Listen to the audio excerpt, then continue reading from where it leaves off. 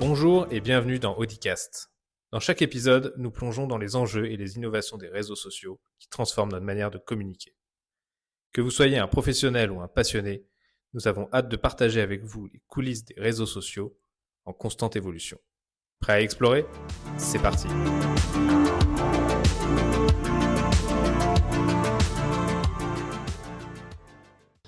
Avant Discord, Jason Citron travaille déjà dans l'univers du gaming et des technologies sociales. Très tôt, il développe une conviction forte. Le jeu vidéo n'est pas seulement une industrie du divertissement, c'est un espace social. Les joueurs ne veulent pas uniquement jouer, ils veulent discuter, créer des groupes, partager des expériences et construire des communautés durables. Partager des expériences, cette intuition va devenir le socle de Discord. Au début des années 2010, les communications gaming sont compliquées. Les joueurs utilisent Skype, TeamSpeak, Mumble ou d'autres outils, souvent techniques et peu intuitifs. Jason remarque alors un problème simple. Aucune plateforme ne combine vraiment simplicité, qualité vocale, rapidité et gestion communautaire. Alors avec Stan Wisniewski, il décide de créer une solution moderne, pensée d'abord pour les communautés gaming. En 2015, Discord est officiellement lancé. Le produit repose sur une idée très forte, mettre les communautés au centre. Contrairement aux réseaux sociaux classiques, centrés sur les profils individuels, Discord s'organise autour des serveurs, des espaces communautaires autonomes. Cette architecture change tout. Chaque communauté peut créer ses propres salons, organiser ses échanges, définir ses règles et construire sa culture interne. Jason comprend alors quelque chose d'essentiel. Internet évolue vers des espaces plus communautaires, moins publics. Le succès est immédiat dans le monde du jeu vidéo. Pourquoi ? Parce que Discord répond parfaitement aux besoins des joueurs. Faible latence, simplicité d'utilisation, qualité audio, gratuité, compatibilité multiplateforme. Des millions de joueurs quittent progressivement Skype ou TeamSpeak. Discord devient rapidement l'infrastructure sociale du gaming moderne.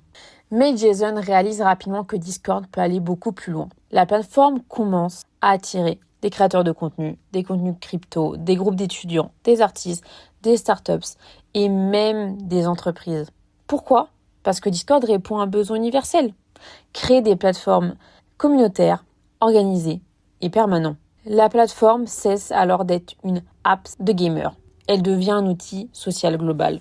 Jason porte une vision différente des réseaux sociaux traditionnels. Discord ne repose pas principalement sur les likes, les algorithmes de viralité, les followers ou les contenus publics. La plateforme mise sur l'apparence, la discussion, la fidélité communautaire et les échanges en continu. Cette approche séduit particulièrement les utilisateurs fatigués des réseaux sociaux ultra publics, comme Instagram ou TikTok. Mais gérer Discord est extrêmement complexe. Pourquoi ?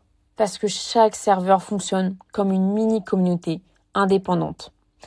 Jason doit donc gérer la sécurité, les contenus problématiques, les dérives communautaires et les enjeux de modération.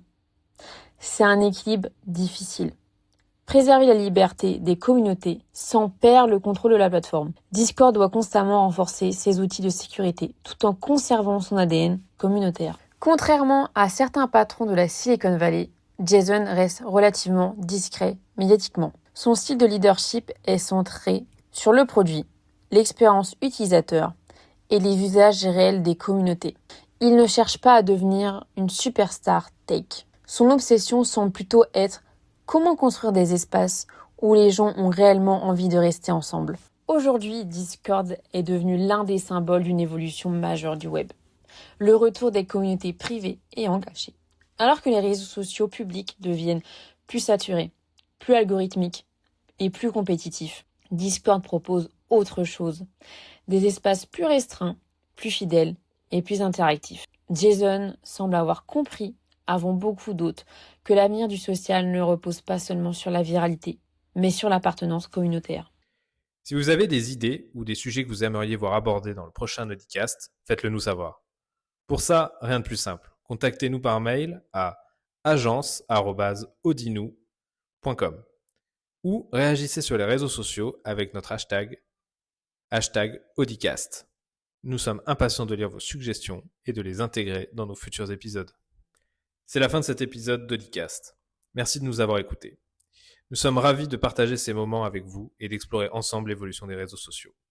Si vous avez apprécié notre podcast, n'hésitez pas à vous abonner et le partager autour de vous. Cela nous donne de la force. Merci.